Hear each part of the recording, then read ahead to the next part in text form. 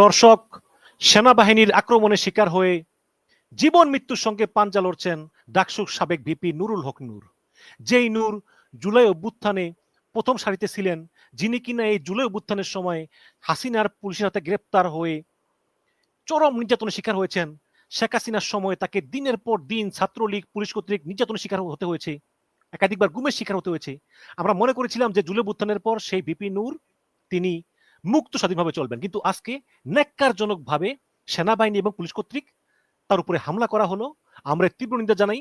এ সম্পর্কে আলোচনার জন্য আমাদের সঙ্গে আছেন নবদূত পত্রিকার সম্পাদক সাংবাদিক রাশেদুল হক। আপনাকে অনেক ধন্যবাদ। তো রাশেদুল হক, মানে আমরা অবশ্যই আলাপ করব যে কার নির্দেশে এই হামলা, বাট তার আগে জানতে চাই যে ভিপি নূর আসলে এই মুহূর্তে উনি কেমন আছেন? জি, ধন্যবাদ কাজী হামাদ উদ্দিন মিশন ভাই আপনাকে আমাকে এখানে আমন্ত্রণ জানানোর জন্য। সর্বশেষ যে পরিবেশ পরিস্থিতি আমি খবর নিয়েছি তার অবস্থা খুবই আশঙ্কাজনক এবং তিনি আইসিইউতে আছেন ঢাকা মেডিকেল কলেজে। তার ব্রেইনে আঘাত করা হয়েছে, তার শরীরের বিভিন্ন অঙ্গ প্রত্যঙ্গ বিভিন্ন জায়গায় আঘাত করা হয়েছে। আপনারা যদি ভিডিওটা দেখেন, এখানে কিন্তু আপনার সেনাবাহিনীর একজন সদস্য অনেক মোটা লাঠি দিয়ে তার বুকের ভেতরে যেখানে আমাদের হৃৎপিণ্ড থাকে এখানে তাকে বেশ কয়েকবার আঘাত করা হয়েছে এবং তিনি যখন শুয়ে মাটিতে লুটে পড়েছিলেন তখনও লাল টি শার্ট পরা একজন ব্যক্তি, তিনি আমরা এখনো পাইনি তার পরিচয় কি। আপনি যেখানে দেখতে পাচ্ছেন এই ব্যক্তি আপনার তাকে প্রচন্ডভাবে প্রহার করে। একজন মানুষকে হত্যার উদ্দেশ্যে যেভাবে প্রহার করা হয় ঠিক এইভাবে প্রহার করা হয়েছে। সর্বশেষ যে কথাটা বলতে চাই, তার অবস্থা খুবই আশঙ্কাজনক। বাংলাদেশের সর্বস্তরের জনগণ তার জন্য দোয়া করছেন। বিভিন্ন জেলা উপজেলা ভিত্তিক অনেক আন্দোলন হচ্ছে, অনেক ধরনের পথযাত্রা হচ্ছে এবং তার জন্য সবাই দোয়া করছেন। তার অবস্থা খুবই এখন আশঙ্কাজনক অবস্থা আছে ঢাকা মেডিকেল কলেজ আইসিইউতে। আমরাও দোয়া করি যাতে দ্রুত সুস্থ করে দেন। এবং আপনার কাছে যদি জিজ্ঞেস করি যে আসলে এটা শুরু হয়েছিল কিভাবে, যদি সংক্ষেপে একটু বলতেন। আসলে এটা শুরু হয়েছে কিভাবে এটার বলার আগে বলে রাখা ভালো যে জাতীয় পার্টিকে নিষিদ্ধ করার জন্য গণ অধিকার পরিষদ বেশ কয়েক মাস ধরেই আন্দোলন করে আসছে, প্রতিবাদ করে আসছে। আজকেও একটা পরিকল্পনা ছিল এবং জাতীয় পার্টির অফিসের সামনে আজকে আপনার বিকাল 4টার দিকে তারা অবস্থান করেছিল। তারা ওইখানে মানববন্ধন করেছিল, কোনো আন্দোলন ছিল না। এবং মানববন্ধন করা অবস্থায় ওইখানে গণ অধিকার পরিষদের প্রায় 2000-এর অধিক নেতাকর্মী উপস্থিত ছিল। তো ওই সময়ে আমি যে তথ্যটা পেয়েছি ওই জায়গায় আপনার মাত্র 10 থেকে 15 জনের মতো আপনার জাতীয় পার্টির নেতাকর্মী উপস্থিত ছিল। তো সেই কারণে ওইখানে কোনো ধরনের বিশৃঙ্খলা হয়নি, কোনো ধরনের যে অনেকে বলছে মব হয়েছে সেরকম কোনো কিছু হয়নি। খুবই সুন্দর একটি সুষ্ঠু পরিবেশ ছিল এবং ওইখান থেকে তারা 5টার কিন্তু দিকে আমরা বিকেল চলে কিন্তু আসে। পত্রিকায় শুনেছি আমরা যে জাতীয় পার্টির লোক হামলা চালিয়েছে তাদের উপরে। না, এই তথ্যটি আসলে এটা পরের ঘটনা, এটা পরের হুম, ঘটনা। হুম, বাট ওইখানে যখন তারা মানববন্ধন করেছে কিছুই ঘটেনি এবং হুম। ওইখান থেকে আপনার 5টার দিকে আপনার গণ অধিকার পরিষদের সভাপতি নুরুল হক নূর তিনি আপনার কার্যালয়ে চলে আসেন। আপনারা জানেন ওইখানে আপনার উনি তার আগের দিন তার ভেরিফাইড ফেসবুক পেজে বাংলাদেশের সাংবাদিকদেরকে আমন্ত্রণ জানিয়েছিল যে তারা গণ অধিকার পরিষদের আল রাজি যে আপনার মার্কেট, ওই মার্কেটের বিল্ডিং এর সামনে তারা আপনার সংবাদ সম্মেলন করবে। অর্থাৎ গণ অধিকার পরিষদের উপরে যখন নুরুর উপরে যখন হামলাটা হয় তখন তিনি জাতীয় পার্টির অফিসে ছিলেন না, জাতীয় পার্টির অফিসের আশেপাশে ছিলেন না, ওইখান থেকে অনেক দূর, ঘন্টাখানেক দূর। তারা ছিলেন গণ অধিকার পরিষদের কার্যালয়ের নিচে। ওইখানে তারা সংবাদ সম্মেলন করার জন্য প্রস্তুতি নিয়েছেন, সংবাদ সম্মেলন করেছেন। সংবাদ সম্মেলন শেষ পর্যায়ে যখন সমাপ্ত ঘোষণা করা হয় তা- তখনই তার বাংলাদেশ মানে সেনাবাহিনী। তার মানে এই হামলাটা যখন হয়েছে তখন বিপিন নূর তার নিজের দলীয় কার্যালয়ের সামনে ছিলেন। জি জি জি, হ্যাঁ, এটাই। এখানে বাংলাদেশের কিছু মেইনস্ট্রিম মিডিয়া ভুল তথ্য দিচ্ছে, এটা কি ইচ্ছাকৃত না অনিচ্ছাকৃত আমি জানি না। এখানে জাতীয় পার্টির অফিসের কাছেও ছিল না, এখান থেকে ঘন্টা দূরে ছিল। এখানে তারা জাতীয় পার্টির সাথে তাদের কোনো সম্পর্ক ছিল না, মারামারিও ছিল না, জাতীয় পার্টি এখানে উপস্থিতও ছিল না। অর্থাৎ জাতীয় পার্টির কথা যেটা বলা হচ্ছে, জাতীয় পার্টির সাথে আপনার যে সেনাবাহিনীর তরফ থেকে বলা হচ্ছে দুই পক্ষ আপনার মব হয়ে শুরু হয়েছিল, দুই পক্ষের সংঘর্ষ হয়েছিল, এই কথাগুলো সেনাবাহিনী, আমি জানি না এটা কেন তারা এই কথাটা বলছে, বাট এখানে এরকম ধরনের কোনো ঘটনাই ঘটেনি। তারা আপনার যেই অবস্থানে ছিল, এখানে তারা যে জাতীয় পার্টি উপস্থিত ছিল না, এখানে শুধুমাত্র গণ অধিকার পরিষদের নেতা কর্মীরা তাদের অফিসের নিচে কার্যালয়ে এখানে সংবাদ সম্মেলন করছে। কার সামনে? বাংলাদেশের সাংবাদিকদের সামনে, দর্পণের সামনে। যেহেতু সাংবাদিকদের সামনে তারা আপনার সংবাদ সম্মেলন করছে, সংবাদ সম্মেলন যখন সমাপ্ত ঘোষণা করা হয়, সমাপ্ত ঘোষণার ঠিক 2 থেকে 3 মিনিটের মধ্যে হঠাৎ করে সেনাবাহিনীর কিছু সদস্য এবং পুলিশ প্রশাসনের কিছু সদস্য আপনার এখানে চলে আসে, এবং আসার পরে এখানে কোনো, আমরা যদি ভিডিওগুলো দেখি নিরপেক্ষ জায়গা থেকে, এখানে আপনাকে কোনো রাজনৈতিক দল সাপোর্ট করতে হবে না, আপনি কোনো রাজনৈতিক দলের জন্য এক্সপার্ট হতে হবে না। আপনি যদি ভিডিওগুলো দেখেন নিরপেক্ষ জায়গা থেকে, এখানে সেনাবাহিনীর যে সদস্যরা আসছেন, পুলিশ সদস্যরা যারা আসছেন, এখানে কিছু কিছু মানুষ কিন্তু সেনাবাহিনীর সদস্য আমরা দেখেছি তারা মারমুখী ছিল না, তারা দাঁড়িয়ে ছিল। কিন্তু এখানে কয়েকজন উগ্র সেনা সদস্য ছিল এবং এখানে পুলিশ প্রশাসনের কয়েকজন উগ্র ছিল। এই উগ্র কয়েকজন মানুষ মিলে কিন্তু কথা না বলেই হঠাৎ করে তারা লাঠিপেটা করা শুরু করতে থাকে। যদি ভিডিওটা আপনারা দেখেন, নূর ছিল আপনার বাম পাশে, ডান পাশ থেকে যখন ধরেই আপনার এসে লাঠিপেটা করতে শুরু করে, তখন বিপিনুর আপনার তার হাতে এক হাতে মোবাইল ছিল, আরেক হাতে প্রশাসনের সেই সব কর্মব্যক্তিবর্গকে বলে থামার জন্য। কিন্তু তারা এই জায়গা না থেমে না শুনে বিপিনুরের উপরে লাঠিচার্জ শুরু করে। এখানে আপনারা যদি দেখেন যে লাঠিচার্জ গুলো ছিল, এইগুলো ছিল সুপরিকল্পিত একটা ঘটনা। এবং আরেকটা ঘটনা, আপনার সেনাবাহিনী সদস্যদের ওই যে প্রেস ব্রিফিং ছিল, এটাতে তারা যে ইয়াটা ছিল এটাকে এখানে বলা হয়েছে, বা বাংলাদেশে কেউ একটা মিডিয়া বলার চেষ্টা করছে যে ছত্রভঙ্গ করার জন্য লাঠি চার্জ ছিল। ভাই, আপনারা শুধু বুকে হাত দিয়ে একবার বলেন যে এটা কি লাঠি চার্জ ছিল না এটা প্রহার ছিল। আমরা দেখি যখন দুটি পক্ষ এমন কিছু অনাকাঙ্ক্ষিত ঘটনা ঘটানোর জন্য, মারামারির জন্য প্রস্তুত হয়, তখন প্রশাসন কি করে? লাঠি চার্জ করে দুটি পক্ষকে আপনার দূরে সরিয়ে দেয়। এটাই তো ঘটনা। কিন্তু এই ভিডিও প্রমাণ আছে। বাংলাদেশের সাংবাদিকদের আমি স্যালুট জানাই। বাংলাদেশের সাংবাদিকরা আছে বিদায় বাংলাদেশ নামক রাষ্ট্রটা এখনো এক্সিস্ট করে। সাংবাদিকরা না থাকলে এটাকে তিলকে তাল বানিয়ে তাদেরকে জঙ্গি উপাধি দিয়ে দিত আপনার এই আপনার যারা এই হামলা করেছে। এখানে কি ঘটনা করেছে? বিপিনুরের উপরে হামলা চালানো হয়েছে, গণ অধিকার পরিষদের উপর হামলা চালানো হয়েছে। এখানে আপনারা মব কোথায় পেলেন? যদি জাতীয় পার্টি এখানে থাকতো, মারামারি হতো, আপনি দুই পক্ষকে সমাধান করার জন্য লাঠি চার্জ করতেন। কিন্তু এখনো লাঠি চার্জ করা হয়নি। এখানে লাঠি দিয়ে তাদেরকে হত্যার উদ্দেশ্যে বেদম ভাবে, অমানসিক ভাবে তাদের উপরে আপনার লাঠি চার্জ করে তাদেরকে হত্যার উদ্দেশ্যে আপনার হামলা চালানো হয়। এখানে জাতীয় পার্টি তো পরের ঘটনা।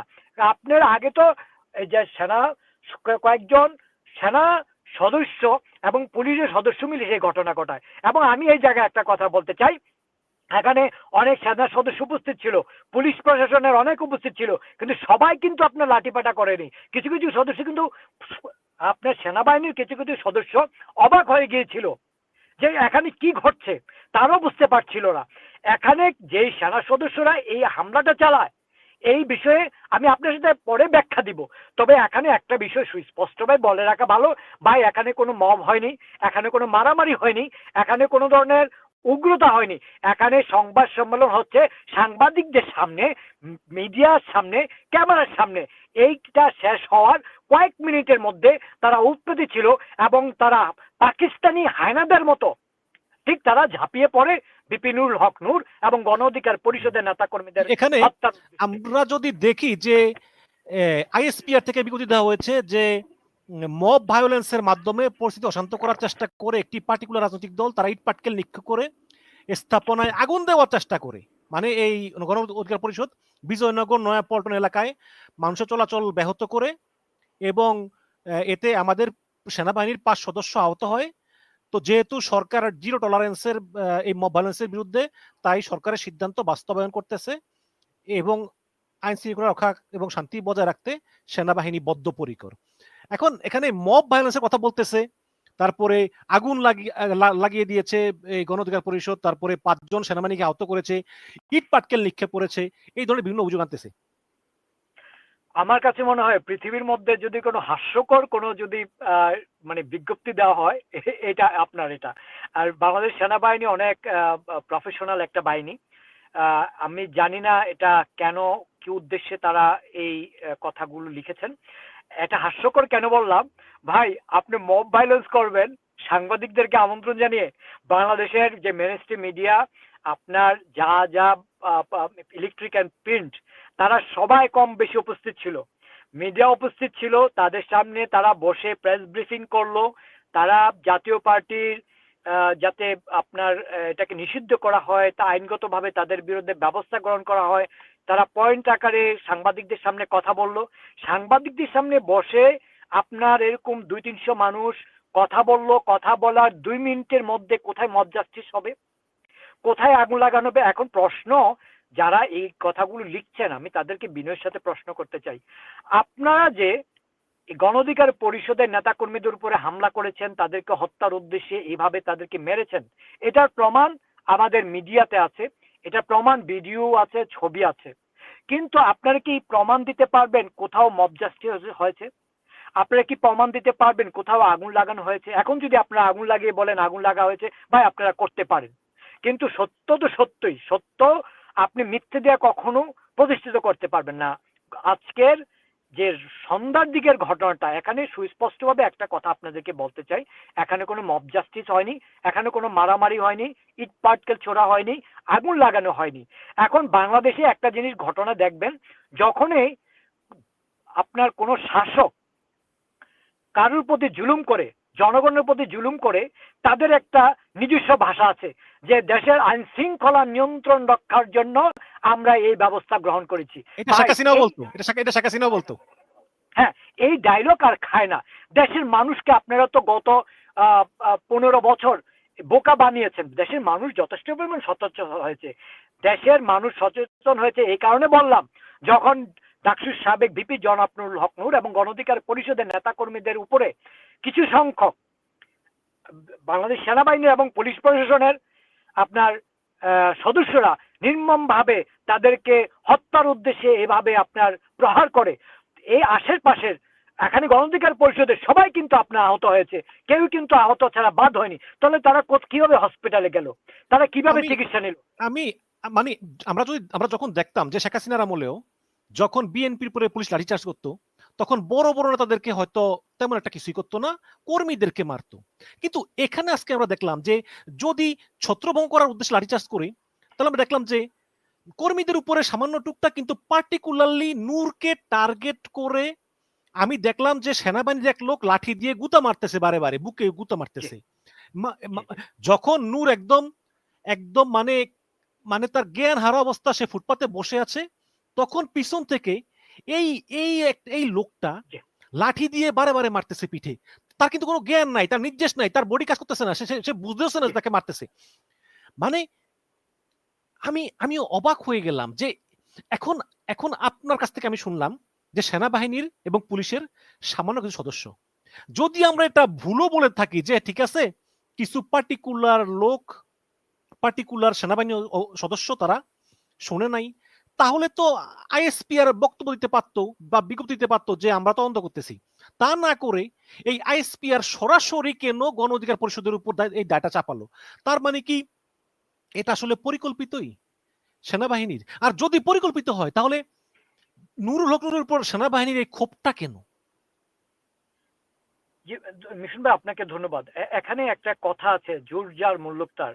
আপনি যাদের জোর থাকবে, যারা অত্যাচার করবে, নির্যাতন করবে, মানুষকে গুম খুন করবে, যাদের সেই অধিকার থাকে, পাওয়ার থাকে, তারা কখনো ভুল হয় না, তারা সবসময় সঠিক থাকে।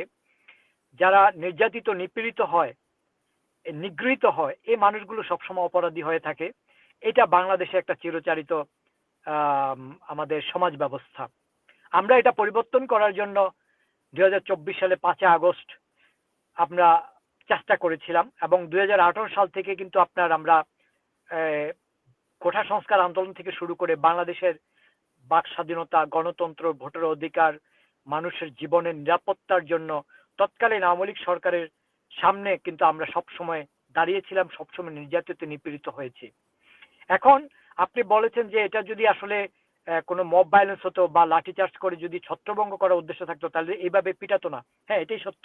এখানে মব ভায়োলেন্স হয়নি, লাঠিচার্জ হয়েছে বলতে হত্যার উদ্দেশ্যে। এবং যে ভদ্রলোকের ছবিটা দেখিয়েছেন লাল আপনার গেঞ্জি পরা, এই ভদ্রলোক উনি যখন সেন্সলেস হয়ে পড়েছে তখন বারবার ওনাকে আপনার প্রহার করছিল, উনি মাটিতে লুটিয়ে পড়ছে। মনে হচ্ছে একটা কুকুরকে এভাবে মানুষের পিটায় না।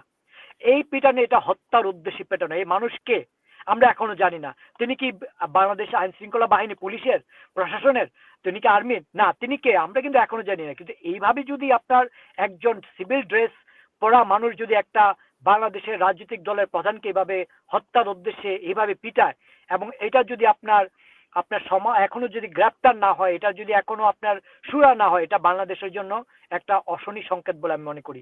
এবং আমি কাজী হেমায়েতুদ্দিন মিশন ভাই আপনার সাথে একটা কথা বলতে চাই প্রিয় দেশবাসীকে। শুধু তাই নয়, যারা বাংলাদেশের রাজনীতি করেন, এটা বিএনপি হতে পারে, জামাত ইসলাম হতে পারে, এনসিপি হতে পারে, বা অন্যান্য ইসলামিক রাজনৈতিক দল হতে পারে, ভিপি নুরুল হক নূরের বিরুদ্ধে যে হামলাটা হয়েছে এটা মনে রাখবেন ব্যক্তিগত কোনো হামলা নয়। ভিপি নুরুল হক নূর কারোর এমন কিছু ক্ষতি করেনি যে তাকে আপনি এভাবে পিটিয়ে হত্যা করার জন্য সবাই উঠে পড়ে লাগবে। এই হামলাটা ছিল বাংলাদেশের গণতন্ত্রের বিরুদ্ধে হামলা। এই হামলাটা ছিল বাংলাদেশের আগামী বাংলাদেশ কিভাবে পরিচালিত হবে, কারা পরিচালনা করবে সেই পক্ষের একটা হামলা বাংলাদেশের 18 কোটি মানুষের বিরুদ্ধে। আমি আপনাকে কথাটা বলি, এই হামলাটা ছিল বিপিনুল হক নূরের বিরুদ্ধে একটা রেড সিগন্যাল।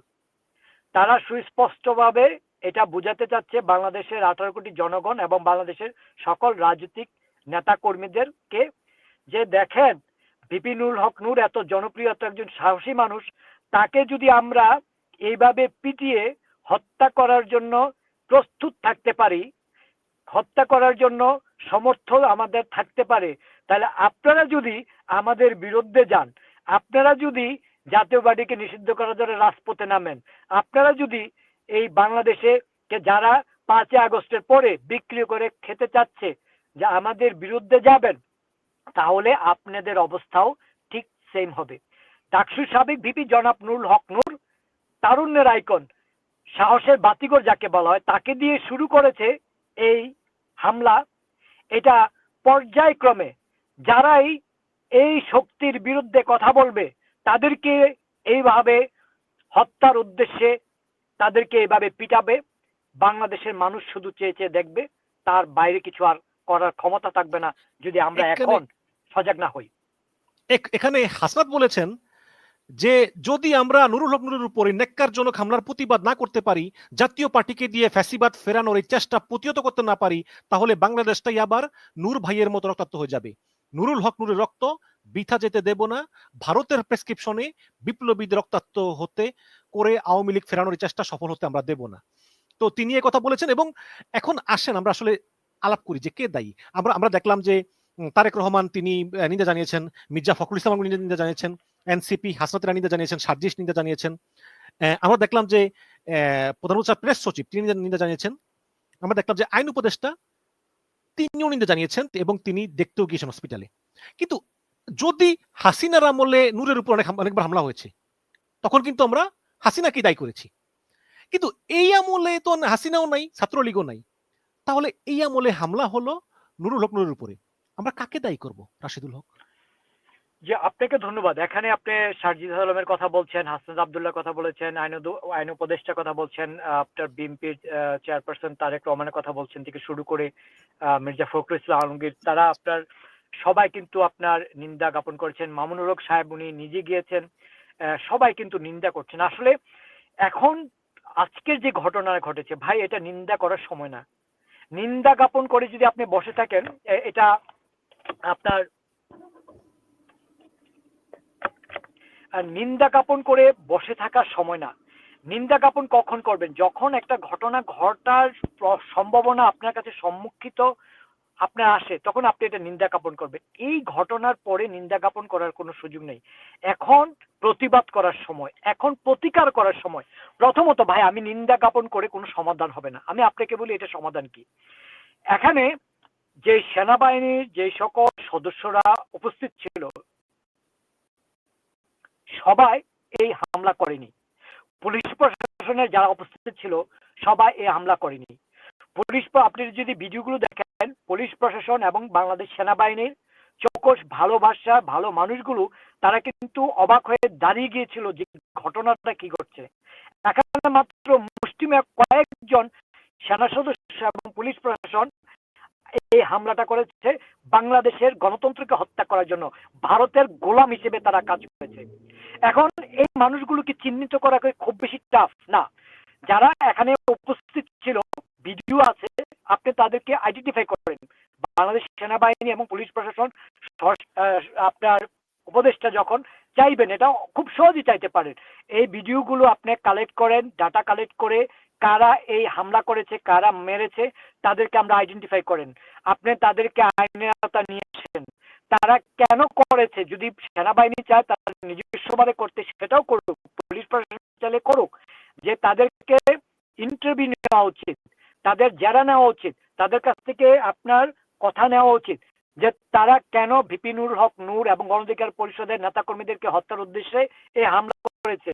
তাদেরকে কে অর্থ দিয়েছে, তাদেরকে কে নির্দেশনা দিয়েছে, ভারত থেকে তারা কিভাবে অর্থগুলো কালেক্ট করেছে, তারা কি জি সরি আবার বলেন। এখন আইসিইউতে নুরুল হক নূর, শেষ খবর পর্যন্ত তার মস্তিষ্ক থেকে রক্তক্ষরণ শুরু হয়েছে। তার অবস্থা খুব একটা ভালো না। আমি জানি না আল্লাহ পাক তার আয়ু কতদিন রাখছে। আমরা দোয়া করি যে লোকটা শেখ হাসিনার আমলে এত মায়ের খাওয়া খেয়েও সে বেঁচে ছিল, আজকে এই ইউনূস সরকারের আমলে তার এই অবস্থা।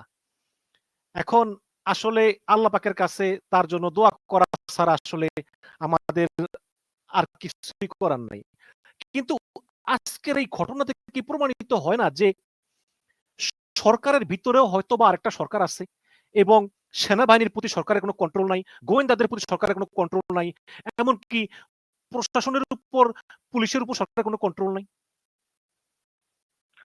যে মিশন ভাই, আমি সর্বপ্রথম দোয়া করি মহান আল্লাহ পাক রব্বুল আলামিনের দরবারে আল্লাহ যাতে তাকে হায়াতে তাইবা দান করেন, তিনি আবার সুস্থ হয়ে ফিরে আসেন। আমি একটা জিনিস দেখেছি, তিনি মার খেতে খেতে নূর থেকে ভিপি নূর হয়েছেন, আবার মার খেতে খেতে একজন ছাত্র নেতা থেকে জাতীয় নেতাতে রূপান্তর হয়েছেন।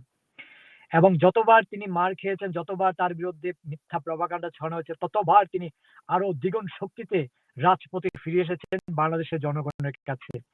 আমি বিশ্বাস করি এবারও তার ব্যতিক্রম হবে না।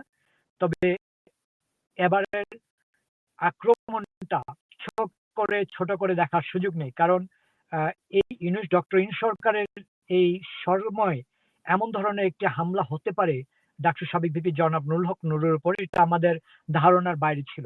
এখন আপনি যে কথাগুলো বলেছেন, এই আমাদের কাছে যে তথ্য আছে সেই তথ্য অনুযায়ী আপনার বাংলাদেশের ভেতরে একটি অস্থিতিশীল পরিস্থিতি বজায় রাখার জন্য ভারতের অ্যাক্টিভলি কাজ করছে, এবং এখানে বাংলাদেশের প্রতিটি প্রশাসনের পর্যায়ে রন্ধ্রে রন্ধ্রে এই ধরনের এজেন্ট আগে গত 15 বছর তারা বীজ বপন করেছিল। এখন এই বীজগুলো অঙ্কুরোদ্গমন হয়ে তারা গাছে রূপান্তরিত হচ্ছে। এখন তাদের ডু অর ডাই, তাদের কাছে একটাই অপশন, বাংলাদেশকে বা পৃথিবীর মানচিত্রে সবচেয়ে একটি ব্যর্থ অকার্যকর রাষ্ট্র রূপান্তর করার জন্য, বাংলাদেশকে একটি গৃহযুদ্ধের দিকে ঠেলে দেওয়ার জন্য ভারতের সরকার, নরেন্দ্র মোদীর নরপিচাস সরকার বাংলাদেশের মধ্যে এই ভিপি নুরুল হক নূরের বিরুদ্ধে বা তার উপরে যে হামলা হয়েছে গণঅধিকার পরিষদের নেতাকর্মীদের, এটা আসলে কোনো বিচ্ছিন্ন কোনো ঘটনা নয়। গত কয়েক মাস ধরে বাংলাদেশকে অস্থিতিশীল করার জন্য, বাংলাদেশের রাজনীতিকে কলুষিত করার জন্য একটা চক্র গভীরভাবে কাজ করছে, এবং আমরা বিশ্বাস করি ভারতের বাংলাদেশে অ্যাক্টিভলি কাজ করছে, কারণ বাংলাদেশের ভেতরে অস্থিতিশীল করতে পারলে তারা বাংলাদেশকে একটি অকার্যকর রাষ্ট্র পরিণত করতে পারবে। এবং ডাকসুর সাবেক ভিপি জনাব নুরুল হক নূরের বিরুদ্ধে যে আপনার হত্যার উদ্দেশ্যে হামলা হয়েছে, এটাকে যদি আপনারা মনে করেন যে কোনো ছোটখাটো ঘটনা, সেটা নয়। এবং বাংলাদেশের প্রধান রাজনৈতিক দলগুলো যদি আপনারা শুধুমাত্র একটি ঘোষণা দিয়ে আপনারা নিজেদেরকে বিরত রাখেন, তাহলে মনে রাখবেন পরবর্তীতে টার্গেট আপনারাই হবেন। আজকে ডাকসুর সাবেক ভিপি জনাব নুরুল হক নূর বা গণঅধিকার পরিষদ, আগামীকাল যে আপনি এটা শিকার হবেন না, এটা কোনো নিশ্চয়তা নেই। তো আমি আপনাদেরকে বাংলাদেশের 18 কোটি জনগণকে এবং বাংলাদেশের প্রত্যেকটি রাজনৈতিক দলকে আহ্বান জানাবো যে এটা সুরা হওয়া প্রয়োজন। আপনার জাতীয় পার্টিকে নিষিদ্ধ করতে হবে এবং বাংলাদেশের সেনাবাহিনী প্রধান এবং বাংলাদেশের প্রেসিডেন্ট এই দুজনকেই অতিবিলম্বে এখান থেকে বিতাড়িত করতে হবে, তাদেরকে অব্যাহতি দিতে হবে, নতুন করে বাংলাদেশকে বিনির্মাণ করতে হবে এবং বর্তমানে অন্তর্বর্তীকালীন সরকারকে ভেঙে দিয়ে সকল রাজনৈতিক দলকে নিয়ে একটি বিপ্লবী সরকার গঠন করলেই বাংলাদেশ নিশ্চিত নিরাপদে থাকবে। আদারওয়াইজ বাংলাদেশ একটি অন্ধকারের গন্তব্যে যাত্রী হবে বলে আমি বিশ্বাস করি। ধন্যবাদ। রাশেদুল হক, আপনাকে ধন্যবাদ। এবং পরিশেষে আমি বলতে চাই যে নূরের উপর হামলার এই ঘটনাকে শেষ হতে দেওয়া যাবে না, প্রতিবাদ জারি রাখতে হবে, তদন্ত করে দোষীদেরকে আইনের আওতায় আনতে হবে এবং এই লাল শার্ট পরা কে এই লোক তাকে খুঁজে বের করে শাস্তি দিতে হবে। এবং এবং একটা কথা আমি বলি যে আজকে আপনারা মনে করবেন যে ভিপি নূরের উপর আঘাত হয়েছে তাতে আমাদের কি, কিন্তু কালকে যখন আপনাদের উপর আঘাত আসবে তখন আপনারা আর কাউকেই পাবেন না। এ তো সবেমাত্র শুরু। কাজেই অবশ্যই এর বিচার করতে হবে এবং পুলিশ সেনাবাহিনী তাদেরকে জবাবদিহি করতে হবে। একটা রাজনৈতিক দলের একজন নেতার উপরে এভাবে ন্যাক্কারজনক হামলা কোনো মতেই মেনে নেওয়া যায় না। পরিশেষে মহান আল্লাহ পাকের কাছে আবারও বিভিন্ন সুস্থতা কামনা করি। ভালো থাকবেন। ধন্যবাদ। আল্লাহ হাফেজ। আপনাকেও ধন্যবাদ রাশেদুল হক। আপনাকেও ধন্যবাদ। আসসালামু আলাইকুম। ওয়ালাইকুম আসসালাম।